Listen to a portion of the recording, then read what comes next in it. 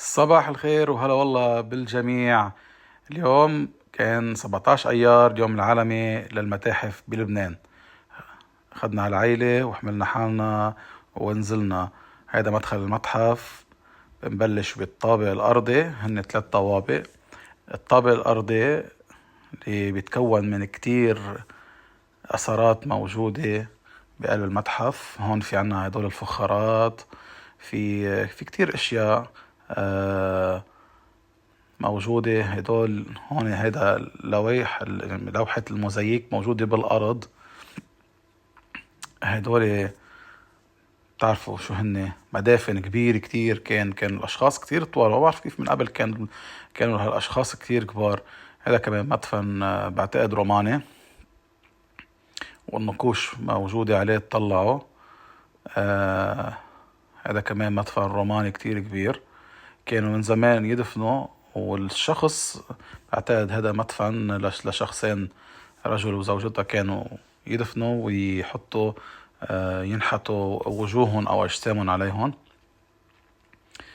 بنفوت لجوا على القسم الثاني، كمان تماثيل رومانية وفينيقية.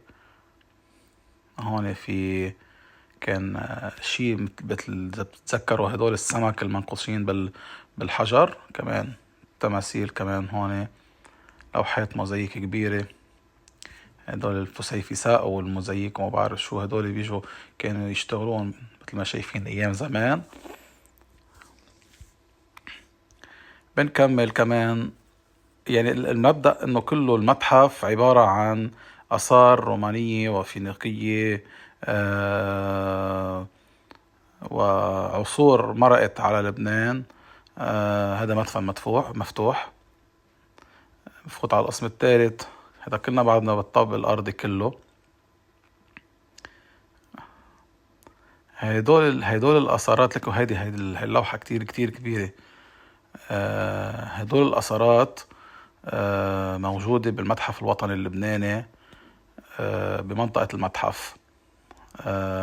تعرض هذا المتحف لكتير كتير، يعني بأيام اللي قطعت الأيام زمان. واللي عم يحضر الفيديو بيعرف هذا الشيء. تعرض لكتير يعني ضغوطات وكتير قصص صارت، وكان خطوط تماس بين منطقة ومنطقة تنذكر وما تنعاد. بعد شوي رح تسمعوا بالفيديو اللي كان موجود في مدام بتكون موجودة، وبتصير بتحكي عن الأثارات الموجودة بقلب هذا المتحف. المتحف هو عبارة عن أثارات موجودة من كذا محل، من عنا من لبنان، من جبال جايبينهم. لكن هالنسر شو حلو. من جبال، من صور، من صيدا، من بعلبك، من كذا مراكز تراثية موجودة عنا بلبنان. نجابوا هدول القصص ونحطوا بقلب المتحف الوطني. هو بالأيام العادية دخولية المتحف منا غالي بعتقد. بس كان هذا النهار مجاني للكل. كان في كتير عالم عم تجي لحتى تتعرف على تراث لبنان. كان عالم من لبنان، من عالم من أوروبا، من يعني عالم عرب.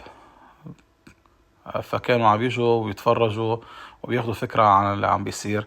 هلا رح نروح في قسم ثالث، في قسم رابع عفوا من هديك المال.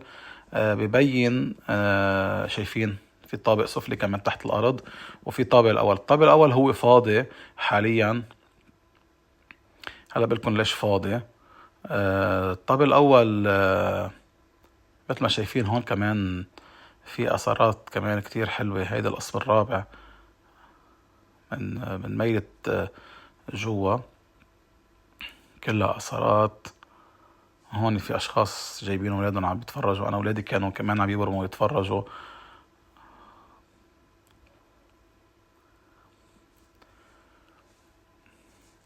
لحتى أرجع لكم إنه بالطابق الأول الأثارات شايلينها كرمال صار في أزمة بلبنان. بوقت هيدي الأزمة شالوها وخبوها. هلأ المدام رح تحكي عنها بعد شوي. شالوها وخبوها، وكرمال ما تنسرق وما يصير في تطلع لبرات لبنان وياخدوها العالم أو يصير في عليها بيع ويبيعوها بمصاري كتير. يعني بتعرفوا انتوا الأثارات تنباع بكتير مصاري، فتخبوا في شخص هو المسؤول عن المتحف خباها. وهلا حاليا عم بيجربوا هيك مثل يعملوا عليها روتوشات حتى يرجعوا يعرضوها، بيكونوا خلصوا المبنى الاول، الطابق الاول فوق وبيعرضوها. هلا هيدا الشخص هون هو شخص بال95 هذا الشخص احترق. هلا المدام رح تحكي عنه. احترق هيدا مثل ما شايفين محروق. وجربوا يرجعوا تركوه مثل ما هو كآثار قديمة موجودة عليه لحتى العالم تشوف انه شو كان يصير. قصص وازمات بلبنان مرقت على هالمتحف وعلى هالبلد وعلى على الشعب اللبناني اكيد كمان. هلا رح اترككم مع المدام واسمعوا شو قالت. بهالوقت قبل ما يبلشوا بفوتوا كان في مدير الاثار اللي اسمه موريشنا، اللي قوام قرر ياخذ كل القطع الصغيره اللي كانت بالطابق الاول حطها بعلق وخباها بالطابق السفلي. كل الناس تفوت تقول بطل في شيء بالمتحف، كل شيء انسرق. بالوقت اللي